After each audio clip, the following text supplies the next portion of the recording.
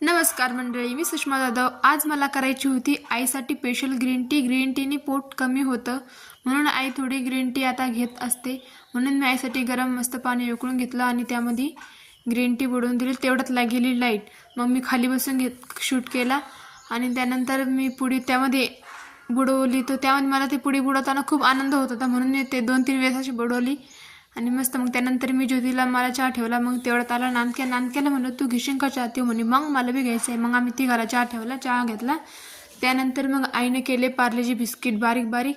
मग मी म्हणलं घे इकडे, आता मी मिक्सरमधून काढते बारीक। मग मी त्याच्यात साखर टाकली, बारीक काढून घेतले पातेल्यामध्ये। मग आई लगे त्यात दूध टाकून थोडं दूध टाकून काढून घेत होती। मग आईने थोडं दूध टाकलं, त्याला थोडं घट्ट केलं। मग तेवढ्यात मग ज्योतीनं मी पेपर कट केला केकमध्ये टाकायसाठी, पातेल्यामध्ये ते टाकायसाठी केकसाठी। मग आईने थोडंसं डबल दूध टाकलं, विनो टाकली आणि तोपर्यंत आईने सगळं ते मिक्स करून घेतलं आणि पातेल्यामध्ये टाकून दिलं। मग कढईत पाणी ठेवलं, स्टँड ठेवलं आणि त्यावर पातेलं ठेवलं आणि झाकून ठेवलं। काय थोड्याच वेळात केक रेडी झाला होता। हे बघा, आता आपला केक बनवून रेडी आहे। त्यानंतर मग झाला ज्योतीचा birthday celebrate. Happy birthday to you, happy birthday to you dear Jyoti, happy birthday to you. त्यानंतर आम्ही ज्योतीसोबत केला फोटोशूट।